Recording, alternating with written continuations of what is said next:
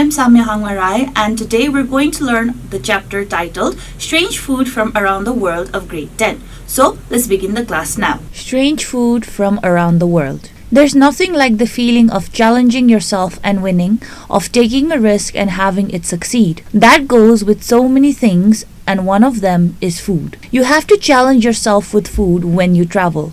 You have to take chances on things you wouldn't normally even think of eating. This is what it's all about, experiencing the way of other people do things, trusting that they know what they are doing. The food stuff that seems so strange to you is actually so delicious to many others. It doesn't always work out. Sometimes the fermented horse milk in Mongolia that sounds so bad really is so bad. However, if you take a chance on the following dishes, you won't be disappointed. Haggis, Scotland. Oddly enough, when you take all of the parts of a sheep that no one else wants, the heart, the liver, and the lungs, grind it up and mix it with mutton fat, oatmeal, and spices. Then pack it in a sheep's stomach and boil it for a few hours. It tastes really good. Scotland isn't exactly known for its cooking and eating skills, but give me haggis, neeps, and tats, haggis with turnips and potatoes, any day of the week. Shiokara, Japan. Most Japanese food is simple. It sounds delicious, and it is delicious.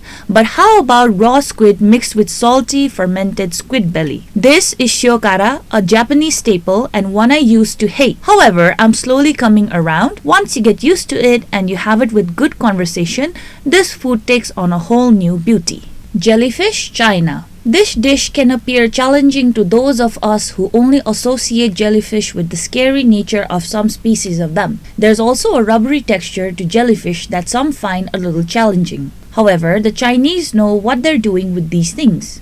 They mix up jellyfish into salads, pair it with chicken, stir it through sesame oil. It's all tasty and it's all low fat. Green ants, Australia. You can keep your witchetty foods as far as I'm concerned. Too soft, too many guts. If I'm going for bush food, it's definitely green ants. Little insects that are pulled from trees, lightly crushed between your hands and then eaten. They're lemony, peppery, and delicious. Local producers are even putting them on top of goat's cheeses now, with lemon myrtle for extra energy. Seriously good. Crickets, Thailand. You hear occasionally that insects are the protein source of the future, and to that I say no problem. In northern Thailand, deep fried crickets are a staple and they're delicious. They're nutty and crunchy, perfect with salt. I still struggle, however, with the larger insects. Anything that requires more than one bite is a bridge too far for this guy.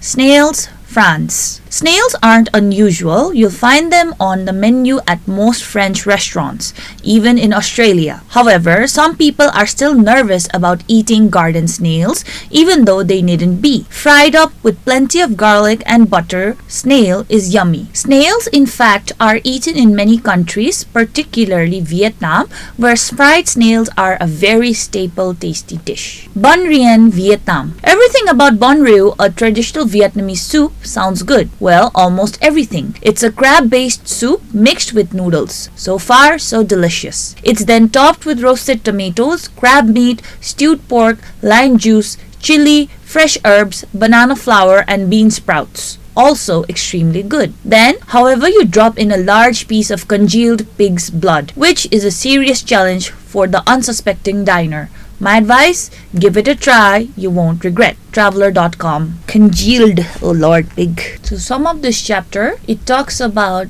the food culture of various locations. Exercises. Number A, match the words with their meanings. Ferment, to go through chemical change. Squid, a sea creature that has a long soft body, 8 arms and 2 tentacles around its mouth. C. Witchetty, a large whitish wood-eating larva of a beetle or moth. D. Myrtle, a bush with shiny leaves, pink or white flowers, and blue-black berries. E. Congeal, to change from a fluid to a solid state. And F. Nutty, having a flavor that of nuts. Number B. The idiom, a bridge too far in the text means something that is too extreme. Match the following idioms with their meanings. A. Get out of hand, to become difficult to control. B. Miss the boat, to be too late to get what you want. C. Break the ice, To say or do something to make people feel comfortable. D. Cry over spilt milk, to worry over past events which cannot be changed. And E. Look before you leap, to think about the possible bad results of an action before doing it. Number C. Complete the sentences below with the correct information from the text in not more than 4 words. Number A. Sometimes even having a food can give us the feeling of winning when it is like taking a risk.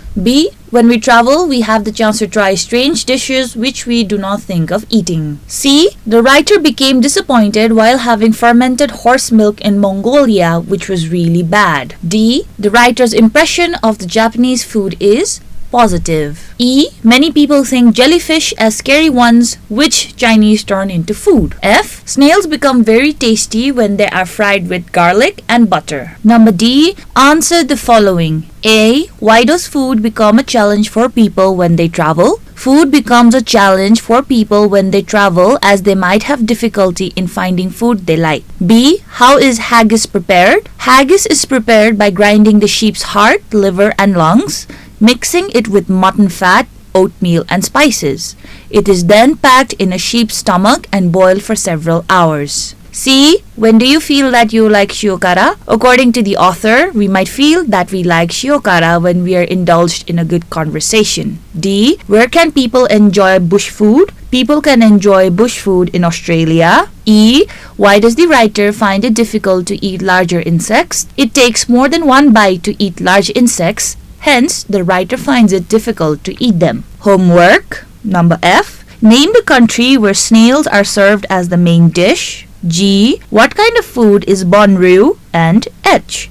If you have to choose one of the foods from the list above, which one do you choose and why? How was your class today? If you have any suggestions or feedback, please feel free to write to us at learning@dearwalk.edu.np.